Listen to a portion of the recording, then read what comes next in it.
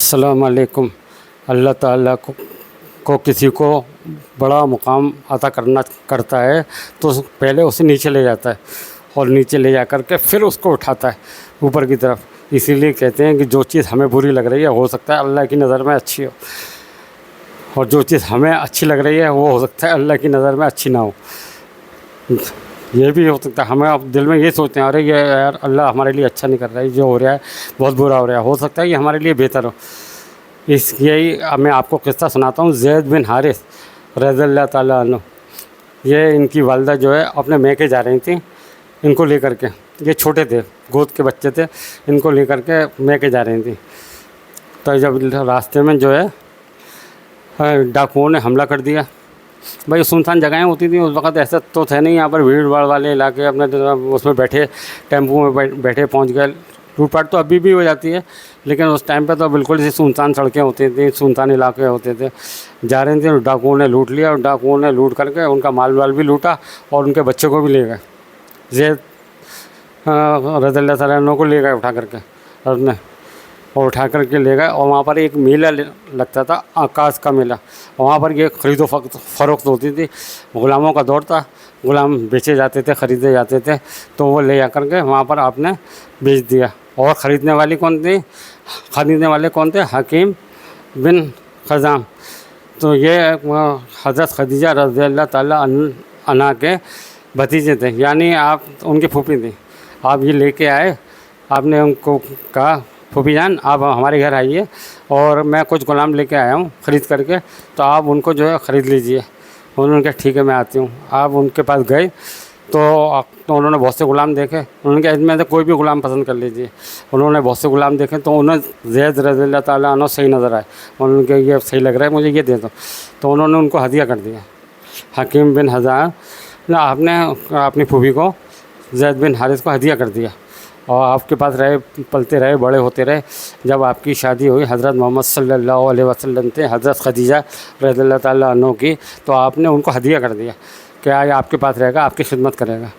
आप उनके पास अपने रहने लगे। और आपका इखलाक तो है ही सबसे आला इखलाक, अल्लाह ताला ने गवाही दी है इन्नका लअला खुल्क़िन अज़ीम। आपका इखलाक तो सबसे बेहतर इखलाक है। आपसे बड़ा अच्छा इखलाक कोई हो ही नहीं सकता, किसी का दुनिया में नहीं है। गवाही भी कौन दे रहा है? अल्लाह गवाही दे रहा है हमारे नबी मोहम्मद सल्लल्लाहु अलैहि वसल्लम की कि आपसे अच्छा इखलाक तो किसी का हो ही नहीं सकता। आखिरकार चलते रहे, अपने हम उनके पास रहते रहे, खाते रहे, पीते रहे, अपने बड़े होते रहे।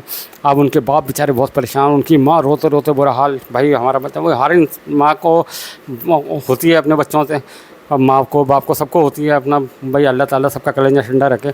तो बेचारे बहुत रोते थे, उनकी माँ भी रोती थी, बाप भी। कुछ बेचारे कुछ करते नहीं थे, बस इसी में रोते थे। तो लोगों से कहते थे कि भाई मेरा बच्चा कहीं पर मिले तो मुझे ला के देना।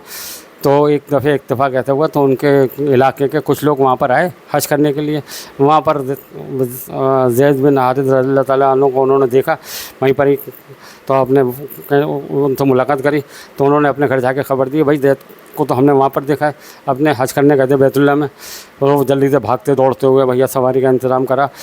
हालत तो ख़राब हो चुकी थी। वो हारिस और क्या नाम है काब, जो उनके भाई हैं, हारिस के भाई, दोनों आए भागते हुए और माल दौलत लेके, पैसा लेके आए। भाई अगर छुड़ाना पड़ेगा बच्चे को तो पैसे की ज़रूरत पड़ेगी।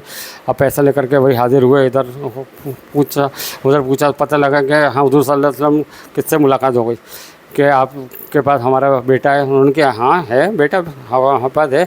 और उन्होंने कहा भाई आप हमसे जो चाहे ले लीजिए, माल दौलत हम लेके आए हैं, रुपया पैसा लेके आए हैं, अब हमसे ले लीजिए, आप हमें हमारा बच्चा दे दीजिए। प्यारे नबी पे कुर्बान जाऊँ, आपने कहा कि नहीं, अब आप अपने बेटे से डायरेक्ट पूछ लीजिए, अगर आपका बेटा जाना चाहे तो मुझे पैसे की ज़रूरत नहीं है, मुझे आपके माल दौलत की ज़रूरत नहीं है, आप वैसे ले जाइए मुझसे।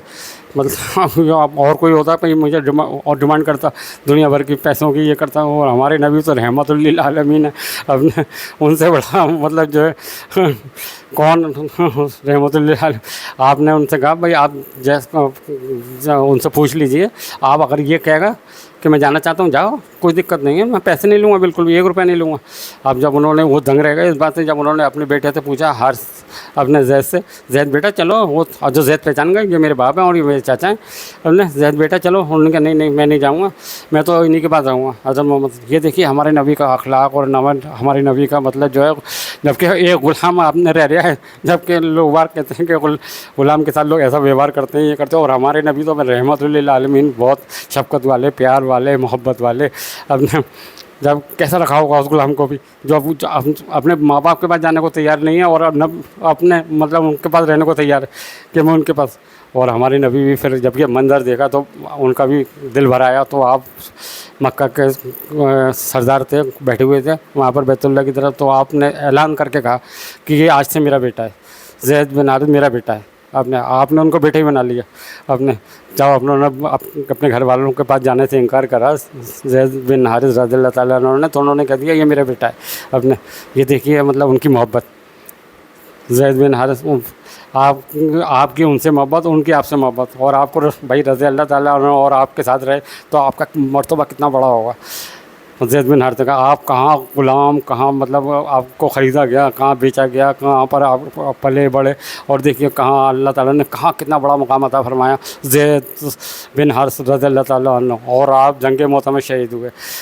कितना बड़ा मतलब जो अल्लाह ताला कहाँ से कहाँ पहुँचाता है, और कैसे मतलब जो आप कहाँ थे, किस जगह ग़ुलाम, ये वो, और हमारे आका के पास आकर के कहाँ अल्लाह ताला ने उनकी फ़जीलत को कहाँ से कहाँ पहुँचा दिया। इसे कहते हैं अल्लाह ताला, कोई चीज़ लगता है इंसान को कि वही हमारे साथ बुरा हो रहा है, लेकिन अल्लाह ताला की नज़र में हो सकता है अच्छा हो रहा हो, और कोई चीज़ बुरी हो रही है लेकिन अल्लाह ताला की नज़र में बुरी ना हो वो।